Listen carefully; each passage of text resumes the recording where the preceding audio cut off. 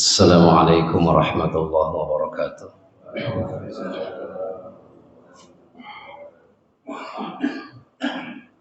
Bismillah walhamdulillah.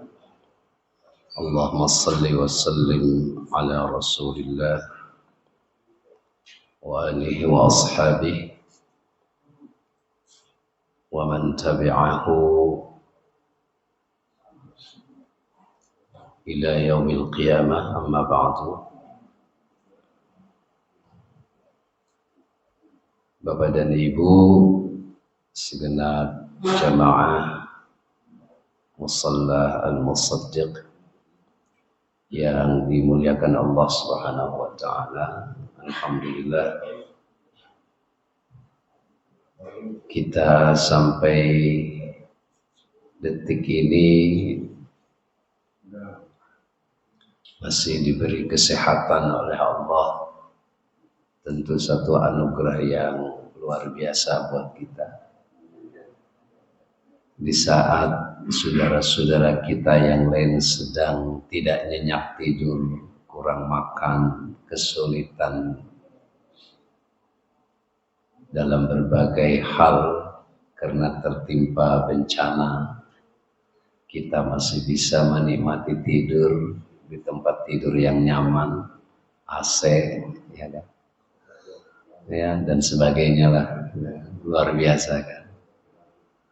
Dan kita juga tidak mampu memberikan apa yang menjadi bagian dari rezeki Allah untuk mereka, kecuali hanya doa untuk mereka. Mudah-mudahan mereka diberi kesabaran, kemudian Allah ganti dengan yang terbaik, dan mudah-mudahan kita bisa mengambil ibrah, pelajaran dari berbagai macam peristiwa yang berlalu atau yang sudah terjadi di atas permukaan bumi ini. Karena peristiwa itu bukan hanya saat ini, tapi ribuan tahun yang lampau sudah terjadi kepada manusia.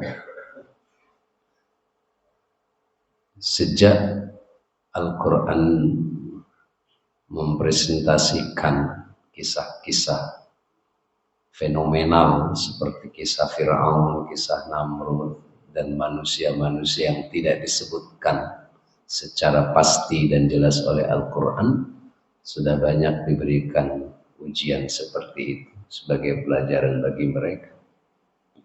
Berapa banyak Al-Quran yang kita temukan dengan kata halaka dan derivasinya. Halaka, yahliku, halakan, yuhlikun, nahluku. Itu banyak sekali kita temukan di dalam Al-Quran. Artinya kehancuran. Awalam yahdi lahum kam ahlakna min qaryatin. Bukankah Allah sudah atau tidakkah Allah memberikan pelajaran petunjuk pada manusia? Berapa banyak yang kami hancurkan negeri-negeri yang ditinggali oleh manusia.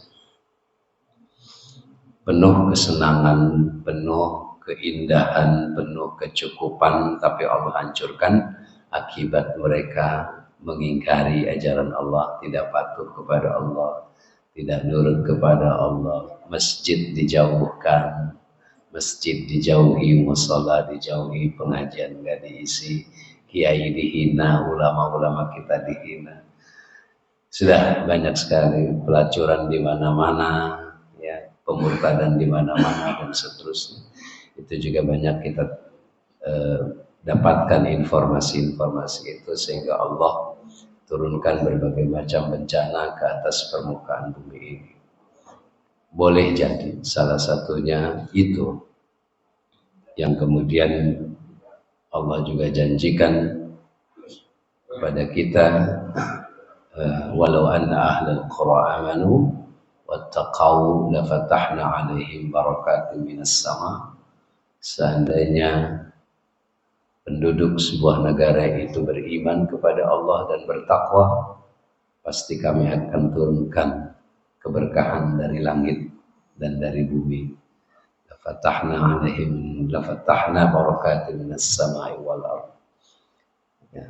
Jadi Allah sudah janji sama kita, kalau penduduk sebuah negara itu beriman kepada Allah dan bertakwa, redaksinya pendek-pendek, amanu wattaqau, iman dan takwa, tapi maknanya yang sangat luas sekali.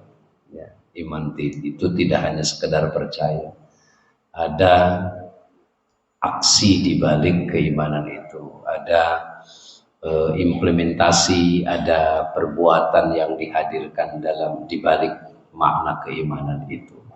Karena iman itu sesungguhnya tidak berdiri sendiri maknanya. Balik iman ada implementasi, ada realisasi, dihadirkan dengan perbuatan. Sehingga banyak ulama yang mengatakan ada orang yang mengakunya mengaku dirinya beriman tapi tidak melaksanakan perintah keimanannya itu, maka keimanannya itu bohong. Itu banyak sekali kita temukan dalam referensi pesan-pesan ulama. Bapak-bapak dan ibu-ibu, ini mungkin surat atau pertemuan kesekian kalinya surat Fatihah. Ya, pertemuan sekian kalinya surat Fatihah untuk ayat terakhir. Saya pernah menjelaskan bahwa ulama itu berbeda pendapat tentang menghitung ayat surat Fatihah. Ada yang menghitung 7 ayat dimulai dari basmalah, Bismillahirrahmanirrahim. Ada yang menghitung 7 ayat mulai dari hamdalah, alhamdulillahi rabbil alamin. Di mana ayat ke-6-nya Iyyaka na'budu wa iyyaka nasta'in ihdinas siratal mustaqim. Ihdinas siratal mustaqim siratal ladzina an'amta 'alaihim ghairil maghdubi 'alaihim waladdallin. Ayat ke-7. Saya lihat dulu. Jadi mulai Alhamdulillahi rabbil alamin arrahmanir rahim maliki yaumiddin iyyaka na'budu wa iyyaka nasta'in ihdinas siratal mustaqim siratal ladzina an'amta 'alaihim. Ayat ke-6. Jadi ayat ke-6-nya di sini. Nah, di sini ayat ke-6. Siratal ladzina an'amta 'alaihim. Di sini ayat ke-6. Ayat ke-7-nya ghairil maghdubi 'alaihim waladdallin. Ini juga pengucapannya harus benar ya. Jadi dari mulai awal Fatihah itu pengucapannya harus benar. Dan tulisan ini disebut Rasm Osmani. Rasm Osmani. Di dalam teori ilmu Al-Quran itu kita kenal dengan istilah rasm, ada istilah dhabit, al-dhabit atau al-dhabit. Jadi rasm itu tauqifi. Tauqifi itu apa? Instruksi Nabi. Ketika Muawiyah ditegur oleh Nabi, Muawiyah pegang pena ini, tuliskan huruf mim dengan panjang, baguskan lafaz Allah, baguskan lafaz Ar-Rahman, baguskan lafaz Ar-Rahim, gunakan ini, itu tauqifi namanya. Jadi istilah tauqifi itu instruksi Rasul dan itu sudah baku aturannya. Misal penulisan Bismillahirrahmanirrahim dalam Al-Quran, kalau menurut teori kaidah ilmu nahu, baknya itu harus ada alif, bi alif ismi gitu. Nggak kebayang nggak? Nah, nggak kebayang ya. Nah, jadi mesti dibayangin, susah dibayangin.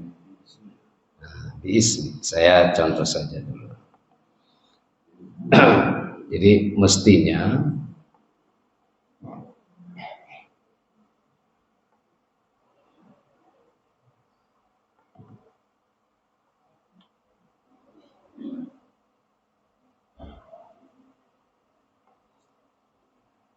Ini tulisannya. Nah, saya tulis dulu.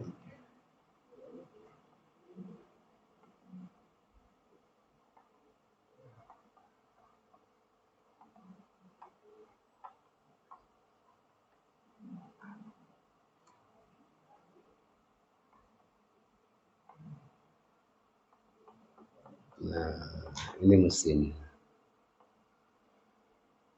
mestinya bisa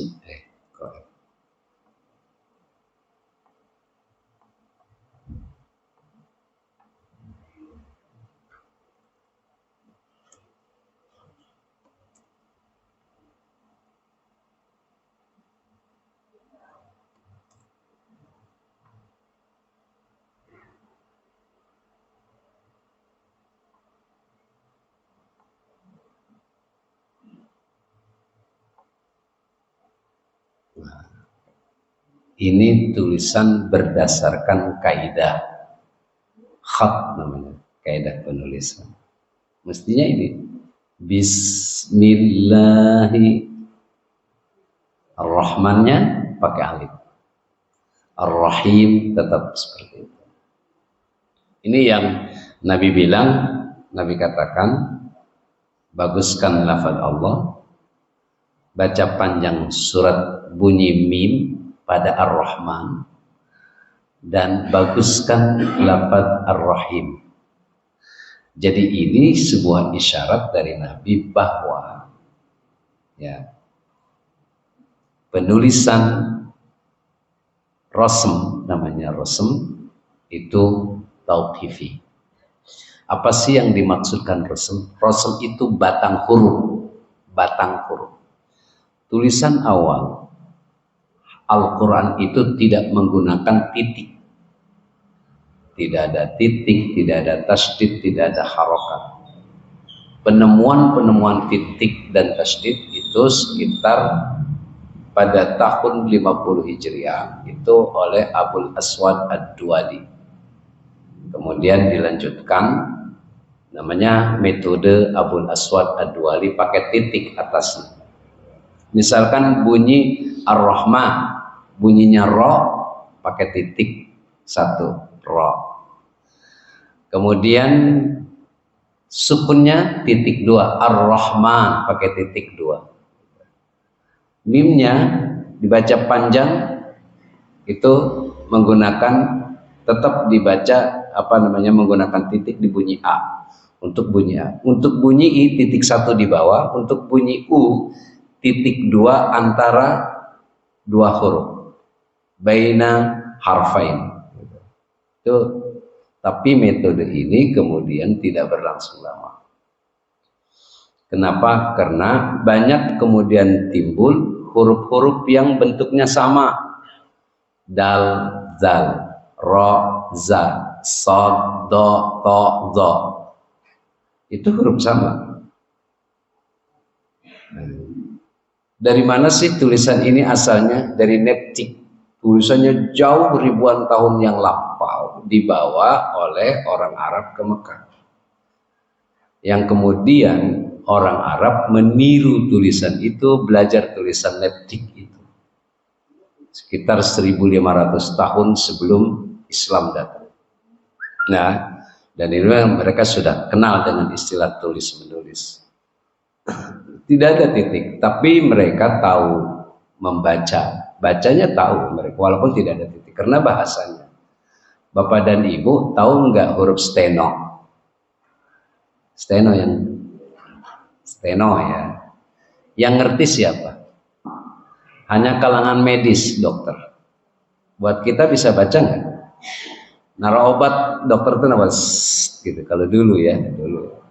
Terus orang dokter tahu dia medis. Kita tahu nggak? Nggak tahu, nggak ngerti obat apa namanya itu. Demikian pula dengan kalangan Arab. Masyarakat Arab itu walaupun tidak ada titik, tahu dia maksudnya. Tidak ada titik, tidak ada harakat. Apakah wayaqtulunal anbiya, apakah wayuqtalunal anbiya, itu tahu. Sehingga kita kenal dengan istilah qiraat sab'ah nantinya, dengan bahasa dialek yang lain-lain. Dan itu mutawatir. ada qiraat asyarah dan seterusnya. Nah, kita kembali ke sini bahwa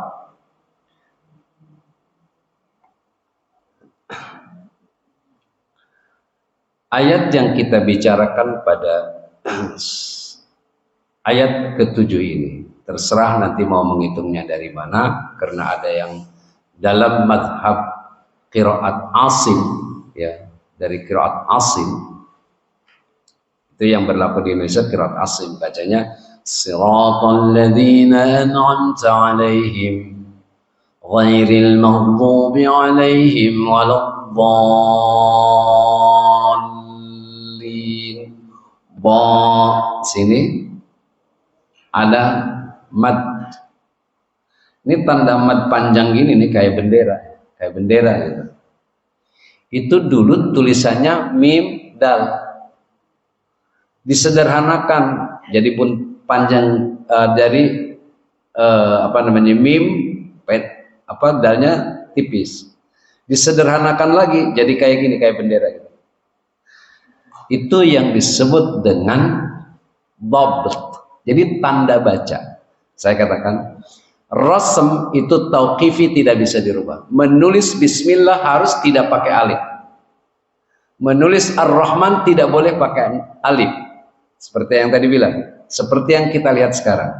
Bismillahirrahmanirrahim itu ba-nya tidak boleh pakai alif. Kalau menurut kaidahnya harus pakai alif. Tapi karena ini rasm sudah tauqifi, maka ditulis oleh kita Bismillahirrahmanirrahim seperti yang kita lihat saat ini. Dan jangan sembarangan menulis Bismillahirrahmanirrahim, karena itu kalamullah, wahyu, ayat pada surat Fatihah bukan ayat pada sebagian ayat dari surat lain. Dia hanya menjadi satu ayat dari surat Fatihah. Oleh karena itu yang berpendapat dalam qiraat Asim, ya, itu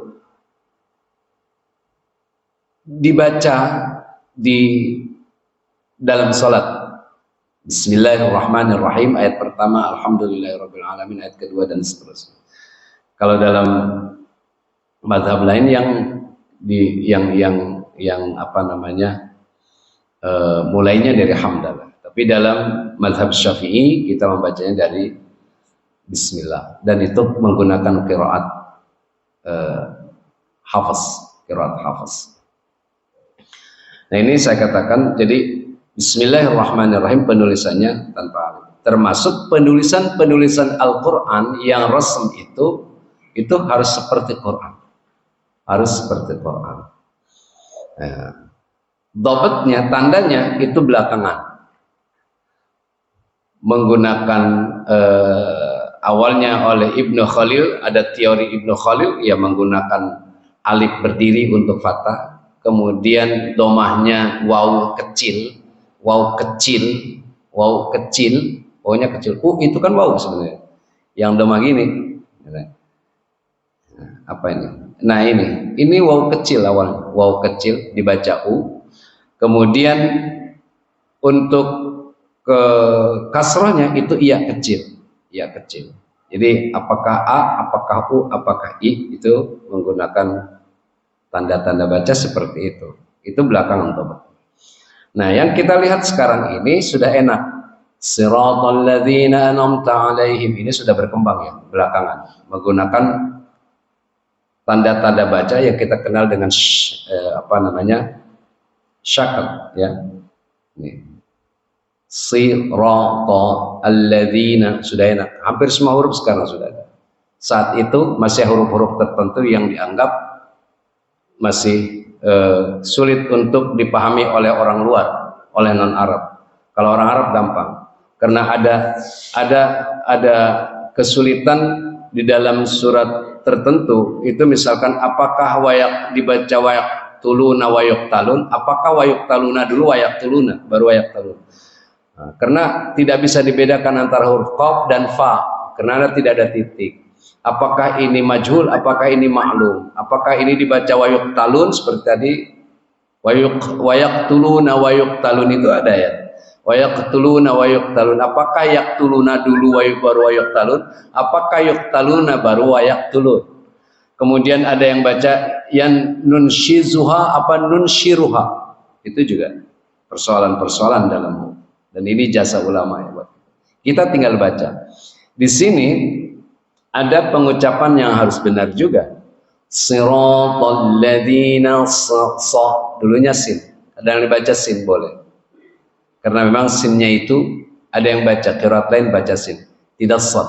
Sirat karena rohnya tafkhim, jadi agak kesulitan membaca sin maka dibaca sad.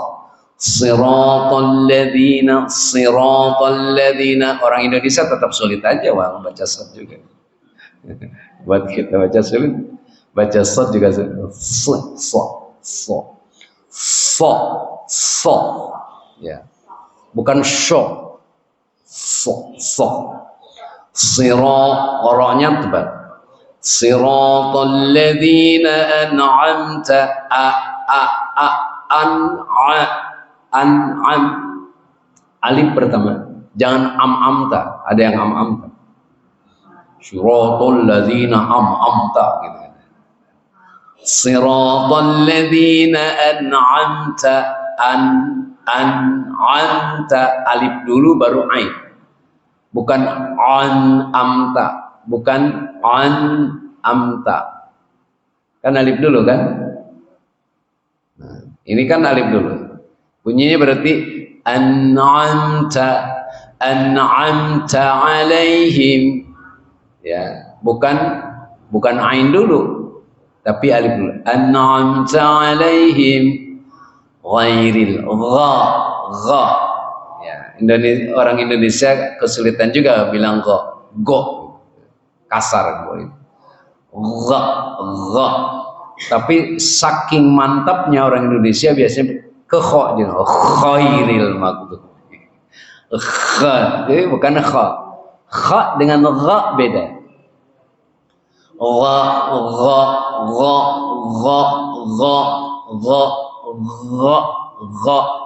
ghairil ghairil maghdubi alaihim waladdallin.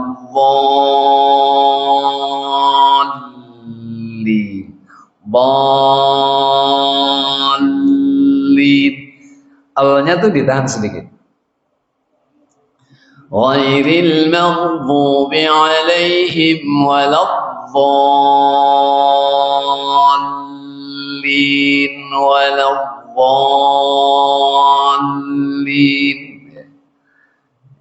Jadi ada tahan. Kenapa? Ini mustaqqal harfi. Ya. Jadi ada dha, alif, lam tasydid. Lamnya tasydid. Dari dha ya, ini ada tasydid dua ya, waladha. Di sini waladha. Dari sini ke lam ini ada tasydid lamnya. Lamnya yang ditasydid dan panjang. Dha-nya yang panjang 5 harkat.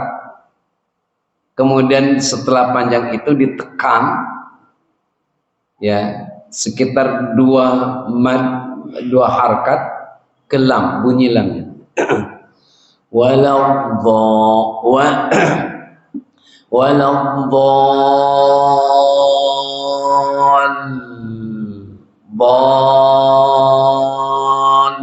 Dhalin.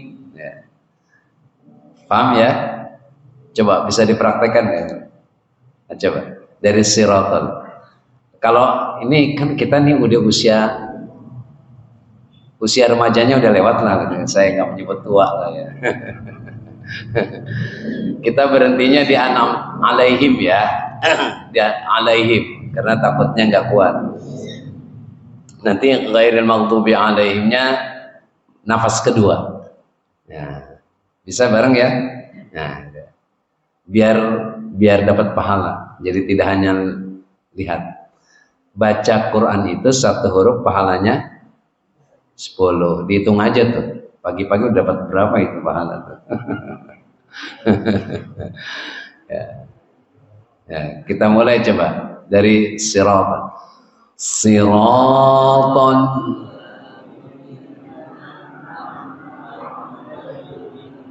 Nah, terus ghairil.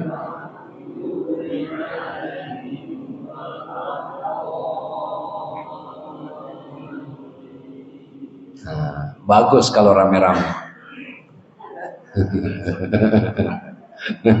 Kalau rame-rame bagus. Ghairil maghdubi alaihim waladdallin.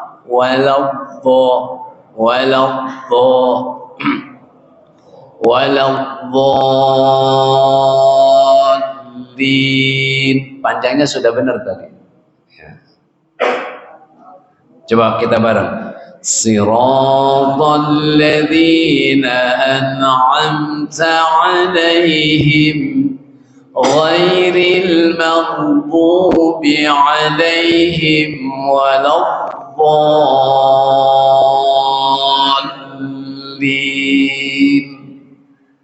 Cakep nih bagi-bagi begini nih. Makan bubur juga enak ini. Baik, Bapak dan Ibu, ayat ke-7.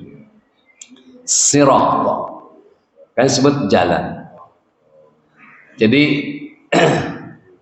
jalan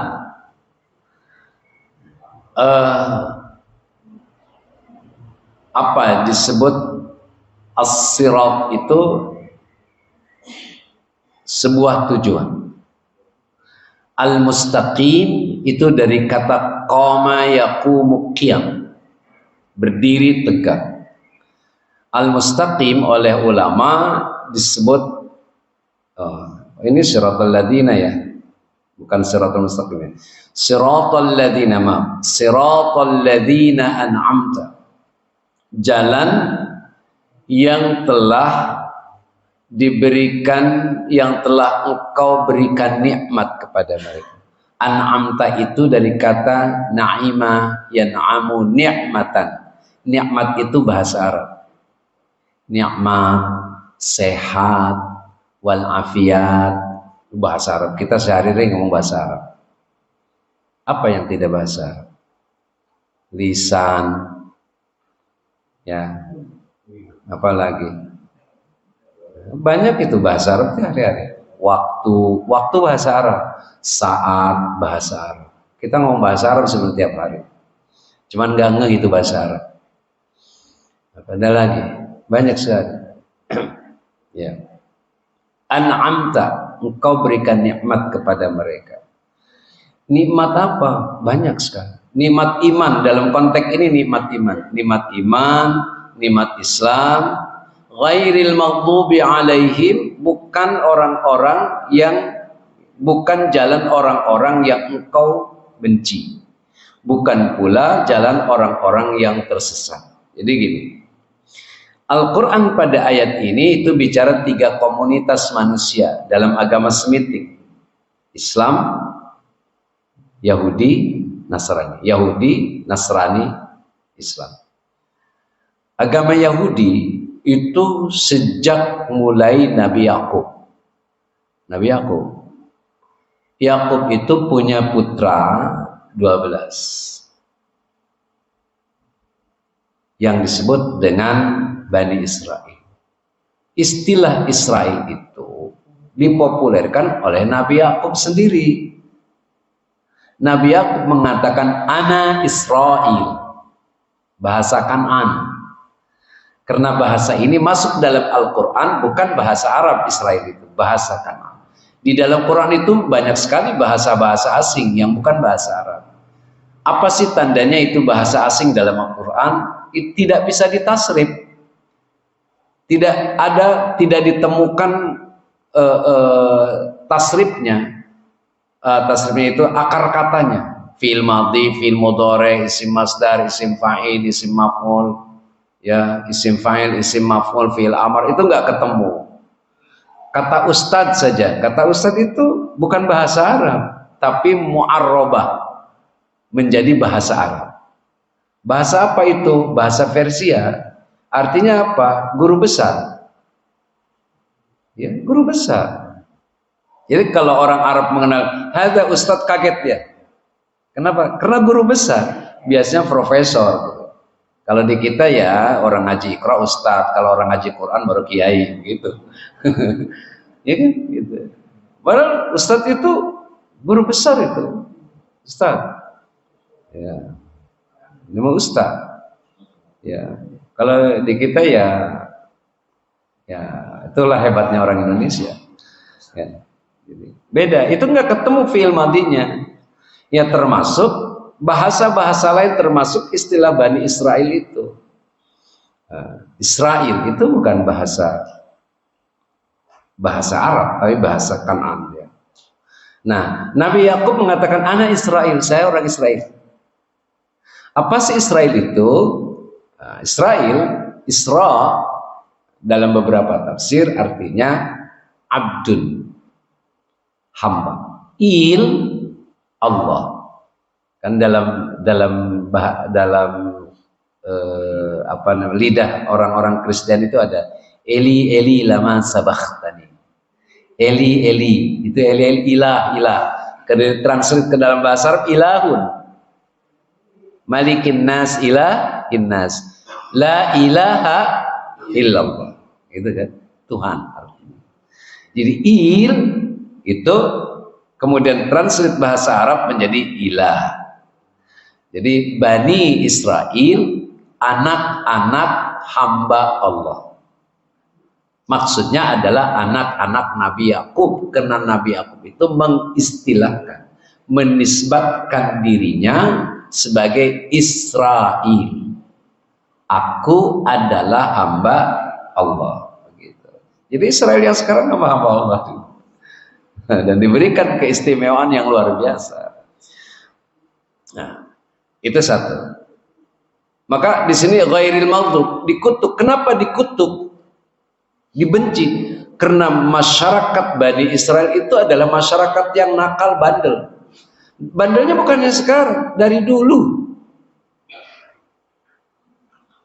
Kalau diceritakan orang mufassir ya, mengatakan kalau saja Al-Quran mengumpulkan kisah Bani Israel bersama Nabi Musa, itu tidak kurang dari 3 juz kalau dikumpulkan.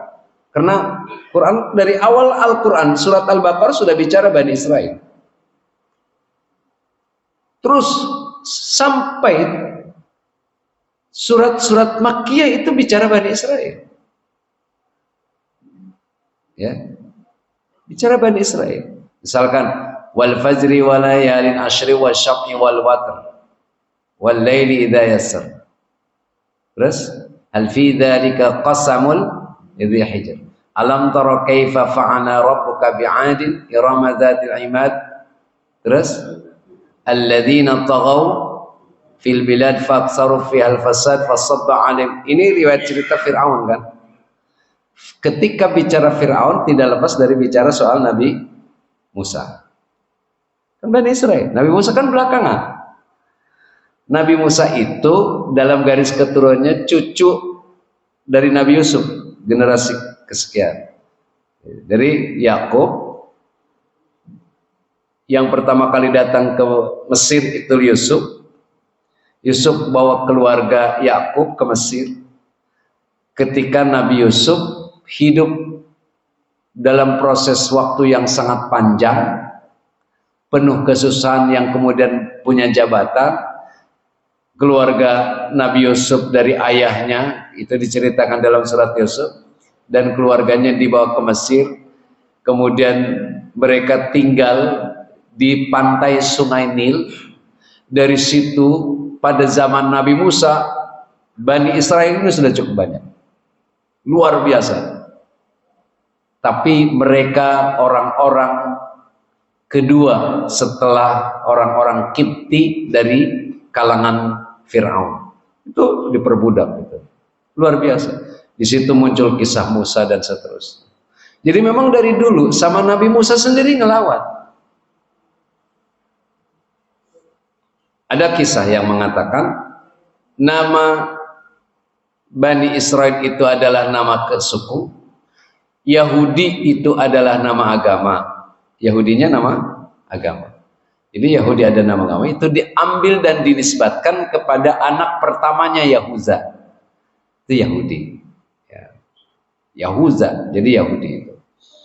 Nah ini maghlub. Kalau kita lihat dalam konteks kehidupan sekarang saja, orang-orang Yahudi itu memang sudah bandel dari dulu karakter. Wa idh najaynakum min ali fir'auna yasumunakum su'al 'adzab yudzabbihuna abna'akum wa yastahyuna nisa'akum wa fi dzalikum bala'un mir rabbikum 'adzim wa idh faraqna bikum. Ini cerita apa? Diingatkan ketika kamu diselamatkan oleh Allah dari kejaran dari Fir'aun. Banyak wanita-wanita yang disengaja dibiarkan hidup, tapi laki-lakinya, anak-anak kecilnya dibunuh saat itu. Itu zaman Nabi Musa. Nabi Musa itu punya kakak namanya Harun, punya kakak lagi namanya Maryam. Harun itu yang diangkat jadi nabi bersama Nabi Musa. Itu zaman pembantaiannya zaman Nabi Musa dilahirkan.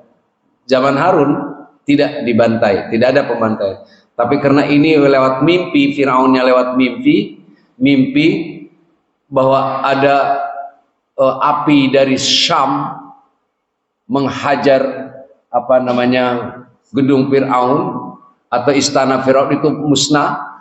Di situ kemudian ada takwil bahwa akan lahir dari keturunan Kan'an gitu ya, yang menghancurkan istana Firaun. Maka ketika itu diputuskan untuk dibunuh tuh semua anak-anak kecil yang laki-laki. Kemudian wa idh faraqna bikumul bahra fanjaynakum wa aghraqna ala fir'auna wa antum tanzurun. Diselamatkan. Kamu lihat, kata Nabi, kata Allah, bagaimana kamu diselamatkan ketika dikejar oleh Fir'aun. Kamu bisa melintasi lautan, lautnya dibelah. Faraqna bikumul bahra, lautnya itu dibelah. Terjadi berbagai macam penafsiran tentang ayat ini. Di mana letaknya laut itu? Waktu laut itu dibelah, di mana letaknya? Kan lautnya panjang, Laut Merah itu. Dari terusan Swiss itu sampai ke Ethiopia, seberangnya Ethiopia, yang seberangnya itu laut Yaman. Itu panjang sekali, luar biasa itu. Dan di antara jarak di Yaman dengan Ethiopia itu Najus ya. Itu sahabat pernah hijrah pertama kali kan lewat situ, dari Mekah sampai ke sampai ke Ethiopia, minta suaka politik waktu itu. Oh, luar biasa perjalanan. Jadi terusan mana ini? Ini banyak tafsir ya, ulama mengatakan.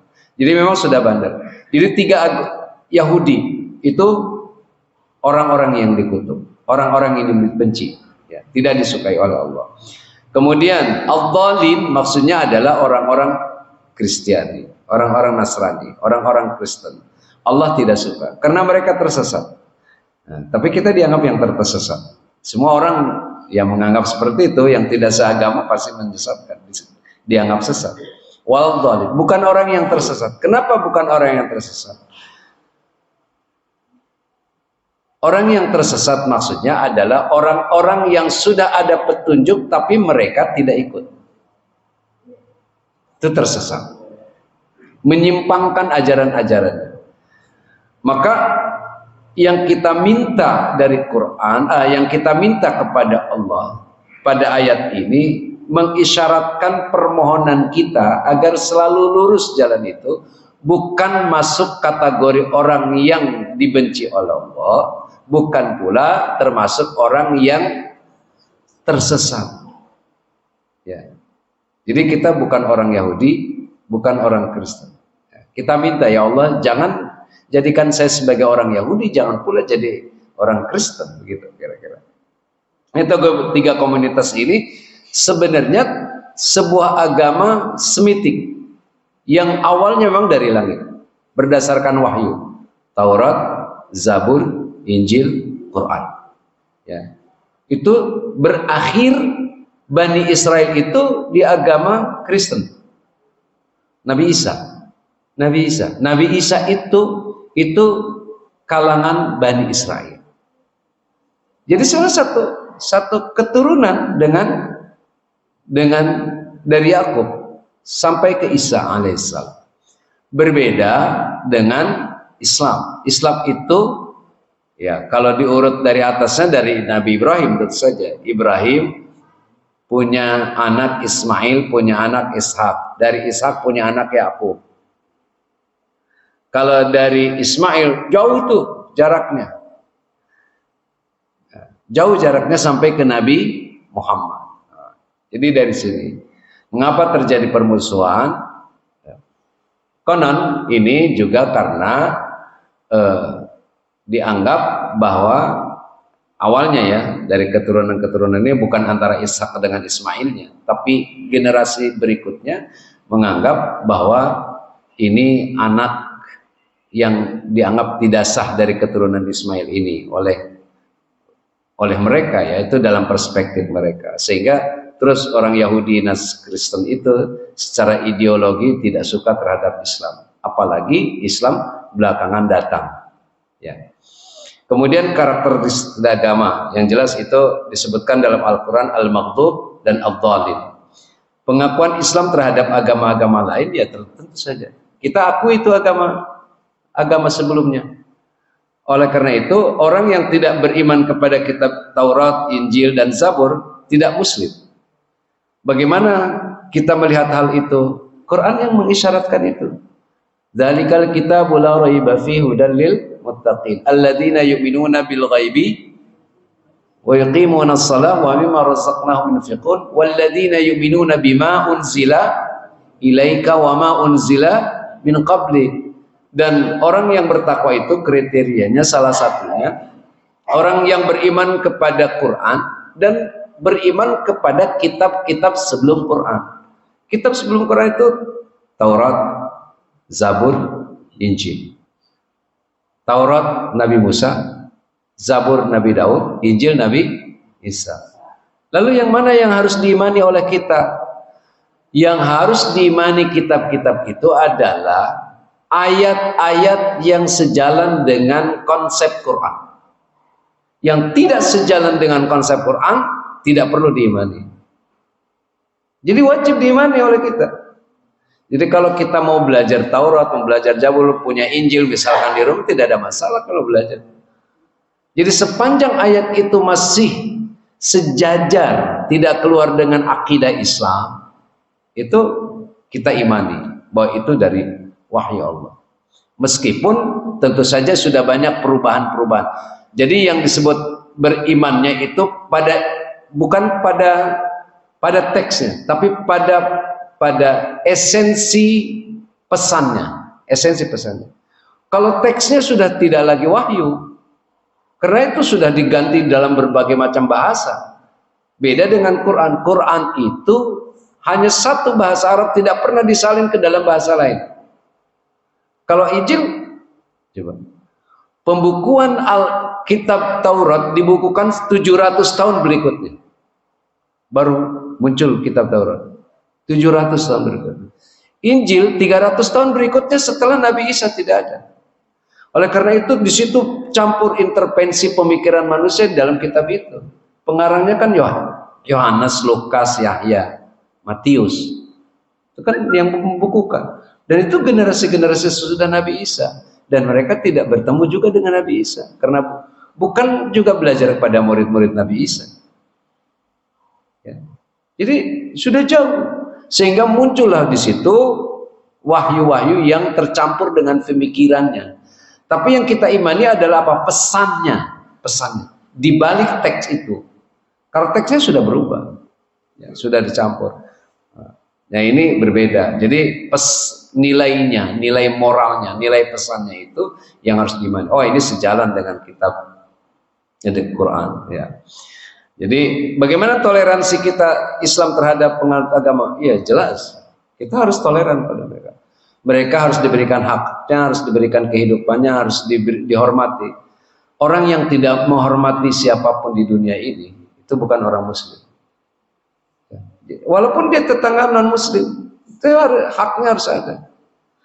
Sampai Rasul pernah mengatakan, Ketika Aisyah punya hadiah, ya Rasulullah, ila aina uhdi. Ini hadiah ini mau dikasih siapa nih? Kata Nabi, ila aqrabihima min kababan, sama orang yang paling dekat rumahnya dari pintu kita. Artinya ini sebuah isyarat. Kalaupun kita bertetangga dengan non-muslim, siapa yang orang yang berhak kita perlakukan? Kalau kita punya makanan, kita punya kelebihan, macam-macam lah. Yang lebih berhak mendapatkan pemberian itu siapa? Orang yang pintunya terdekat dengan pintu rumah kita. Itu yang lebih berhak. Itu kalau di komplek itu pintunya dari pagar gini, pintu di sini, tetangga di sini, pagarnya, pintunya di sini. Kalau saling musuhan keluar sama-sama gimana? Enak kan? Nggak enak kan? Keluar bareng, musuhan, pintunya ngerendeng pintu keluarnya, nggak enak kan? Coba kalau akrab, kan nyaman gitu. Jadi bertetangga itu yang terdekat dulu. Ini ingetin, saya ingetin. Kalau kita punya sayuran lebih, nganterin sayuran. Jangan ngelewatin rumah tetangga. Yang ujung dikasih, ini kelewatan. Lu apa lo? Jadi fitnah itu. Jadi fitnah. Harus baik. Ya. Man kana yu'minu billah wal yaumil akhir falyuhsin jarahu. Orang yang mengaku dirinya beriman kepada Allah dan kepada hari akhir, haruslah dia berbuat baik kepada tetangganya. Kalau ngaku beriman, dia wajib berbuat baik kepada tetangga. Jangan milih agama. Berbuat baik itu. Kan boleh kan bermuamalah, takziah. Kalau dia mati, ada yang meninggal gitu, datang, nggak apa-apa. Ikut membantu ngadain ngadain ya, bikin sesuatu lah untuk membantu keluarga itu, ngeluarin kursi atau apa gitu. Yang nggak boleh kan nyolatin dan doa, nggak boleh. Tapi kalau sekedar membantu, hakul jiron itu ada. Dosa kita kalau dia menyakiti mereka, nggak boleh. Coba bayangkan Rasulullah Shallallahu Alaihi Wasallam ketika sedang duduk bersama sahabat, ada keranda lewat, keranda Yahudi. Lalu Rasul langsung berdiri dia dari duduknya itu. Nah, terus sahabat protes, ya Rasulullah, itu kan bangkainya orang Yahudi, jenazahnya orang Yahudi, mayatnya orang Yahudi. Apa yang disampaikan oleh Rasul? Saya menghargai karena dia makhluk Allah. Dengan? Jadi artinya semua yang tercipta hari ini, sejak dulu dan sampai kapanpun adalah makhluk Allah yang wajib kita hargai. Jadi bukan persoalan agamanya. Agama itu pilihan masing-masing. Ya. Agama itu pilihan masing-masing. Mengapa Islam sukses tampil ke permukaan? Karena persoalan akhlak. Jadi ini harus dibangun toleransi kita. Ya, batas-batasnya ada. Tentu saja ada batasan, tidak boleh ikut bersama sholat bersama, doa bersama itu nggak boleh. Ada Agustusan bareng gitu, ikut mengaminkan pastor, amin, tidak boleh. Kalau mereka ikut amin, kita nggak apa-apa. Kalau kita mengaminkan doa mereka, sama artinya kita mengakui, gitu. Tidak boleh ya. Ada fatwa MUI yang dikeluarkan. Baik, itu saja barangkali yang dapat saya sampaikan. Mari kita tutup dengan Fatihah dan doa. Mudah-mudahan kita diberikan kesehatan oleh Allah, dan mudah-mudahan Allah anugerahkan ilmu yang manfaat, kita bisa istiqomah. Saudara-saudara kita di Cianjur, mudah-mudahan mereka bisa bersabar dan Allah ganti dengan yang terbaik. Al-Fatihah. A'udzubillahi minasyaitonirrajim. Bismillahirrahmanirrahim. Alhamdulillahirabbil alamin arrahmanir rahim maliki yaumiddin. Iyyaka na'budu wa iyyaka nasta'in. Ihdinas siratal mustaqim. Shiratal ladzina an'amta 'alaihim ghairil maghdubi 'alaihim waladdallin. اللهم صل على محمد وعلى آله وأصحابه أجمعين. اللهم اغفر لنا ولوالدينا وارحمنا وارحمهما كما ربيانا صغارا. اللهم اغفر لنا ذنوبنا وكفر عنا سيئاتنا وتوفنا مع الأبرار. اللهم اغفر للمؤمنين والمؤمنات والمسلمين والمسلمات الأحياء منهم والأموات. Ya Allah, ya Rahman, ya Rahim, berikan kami ya Allah anugerah kemuliaan dunia dan akhirat. Tambahkan ilmu kepada kami, jadikan kami orang yang bersabar dan pandai mensyukuri nikmat-Mu. Ya Allah, anugerahkan kesehatan kepada kami, anugerahkan keturunan-keturunan yang saleh-salehah, jadikan mereka orang-orang yang istiqamah dalam beragama, di masa depan yang akan nanti menjadi orang yang manfaat. Ya Allah, berikan kepada kami ya Allah keberkahan lahir batin, keberkahan kehidupan, keberkahan usia.